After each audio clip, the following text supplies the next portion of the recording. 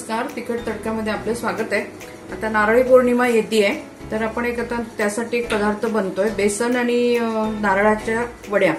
इथे मी 1 वाटी बेसन घेतलंय, 30 वाटी दूध घेतलंय, तेवढेच वाटी खोबरं घेतलंय, हे ओलं नारळ आहे, तेवढंच तूप आहे आणि 2 वाट्या साखर आहे। ऍक्च्युअली साखर तुम्हाला जर कमी गोड आवडत असेल तर 1.5 केली तरी चालेल, पण 1 तर लागेलच। त्याच्या अंदाजाने तुम्ही बघा तुम्हाला किती गोड आवडतंय। मी इथे 2 वाट्या घेतले, थोडंसं जायफळ आणि वेलची पूड। याला आपण 7 कप पण म्हणू शकतो, पण खरं 7 कप होत नाही, साखर जास्त लागते, पण आजकाल गोड कोणी खात नाही, त्याच्यामुळे मी साखर कमी घेतले। तर आपण 6 कप बर्फी असंही म्हणू शकतो किंवा बेसन खोबऱ्याची वडी असंही म्हणू शकतो। तर आता आपण हे सगळं एकत्र करणार आहोत आणि गॅसवर ठेवणार आहोत। ते मी सगळं एकत्र करते।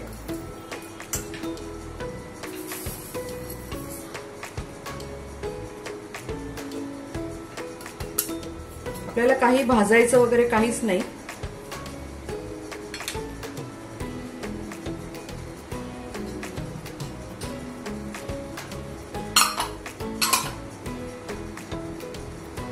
दूध नॉर्मल टेम्परेचरचं घ्या, गरम नको।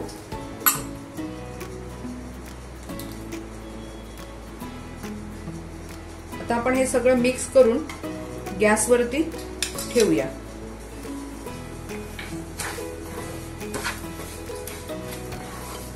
हे वेलची पूड आणि जायफळ आपल्याला नंतर टाकायचंय।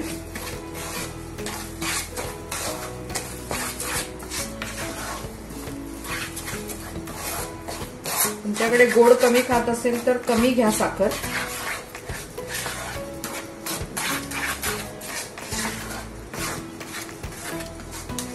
एकदम सोपी आहे करायला। आता आपण हे सगळं गॅसवर ठेवूया। हे आता आपण सगळं गॅसवर ठेवलंय। खोबऱ्याचा तुकडा आला, काढून घेऊया।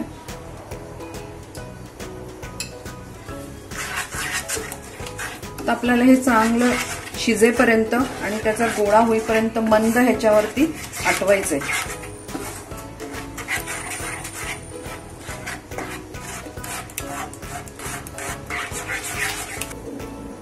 आपण बरेचसे एकत्र झालंय। आपण आता वेलची आणि जायफळाची पूड टाकूया।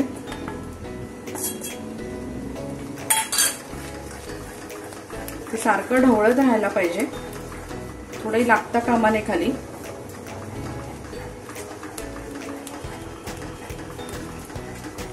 जोपर्यंत तूप बाजूनी सुटत नाही तोपर्यंत आपल्याला हे असंच ढवळावं लागणार आहे। आपलं बरचसं आटत आलंय, अजून तरी 5 मिनिटं जातील। एकदम मंद ह्याच्यावर ठेवलंय, कारण चण्याचं पीठ शिजलं पाहिजे व्यवस्थित, कच्चं राहता कामा नये, कारण आपण भाजलं नाहीये त्याच्यामुळे। असं सारखं ढवळत राहायचंय, म्हणजे गुठळ्या होता कामा नये। ताटाला तुपाचा हात लावून घेते। तुमच्याकडे जर ट्रे असेल तर तुम्ही ट्रे मध्ये पण टाकू शकता।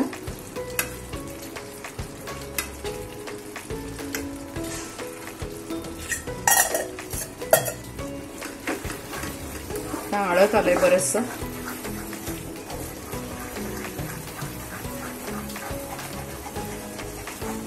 आता अजिबात कढईला लागता कामा नये, पटापट हलवायचं।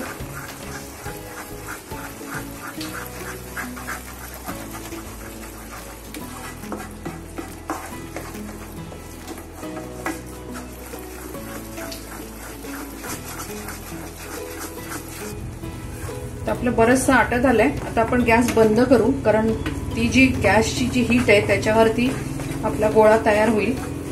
लागलं तर आपल्याला परत लावता येतो, पण तो जास्त घट्ट नको व्हायला, नाही तर कडक होतील वड्या। आपण याच्यावर जरा 2 मिनिटं हलवूया।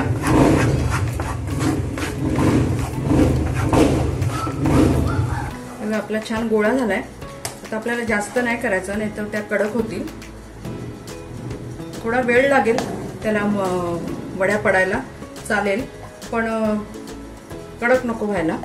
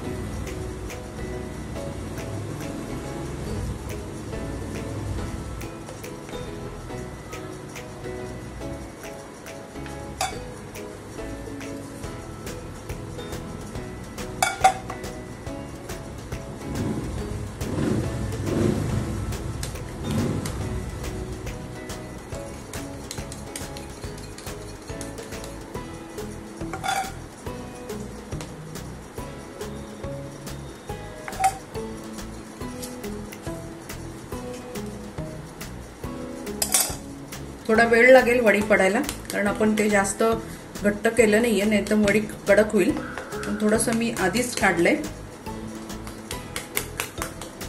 साधारण अर्धा तास तरी जाईल. आपण आता याच्यावरती गार्निशिंग साठी मी बदामचे तुकडे केले. तुमच्या चॉईस प्रमाणे तुम्ही पिस्ते पण टाकू शकता.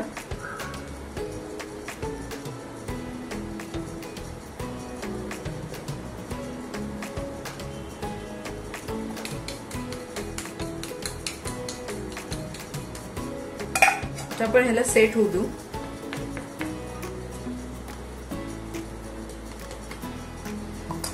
सेट झालं का मी तुम्हाला दाखवते वड्या कापून. आता आपण बघूया वड्या पडतात का.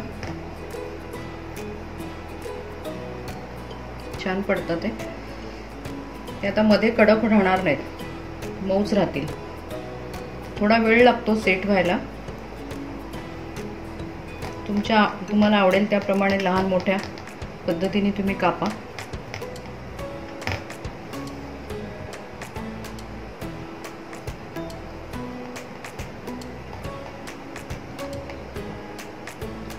इथे आपली बेसन आणि खोबरा वडी तयार झालेली आहे. मी अर्धा तास फ्रीज मध्ये ठेवली होती. खूप छान वडी झाली आहे बघा, मस्त झालेली आहे. तुम्ही ही अशी वडी करून बघा. नारळी पौर्णिमा येतेय. तुम्हाला कशी वाटली आम्हाला कळवा. तुम्ही केल्यानंतर त्याचे फोटोही आम्हाला पाठवा. तसंच ही रेसिपी आवडली असल्यास चॅनलला लाईक करा, शेअर करा, सबस्क्राईब करा. परत आपण भेटू नव्या रेसिपी बरोबर. धन्यवाद.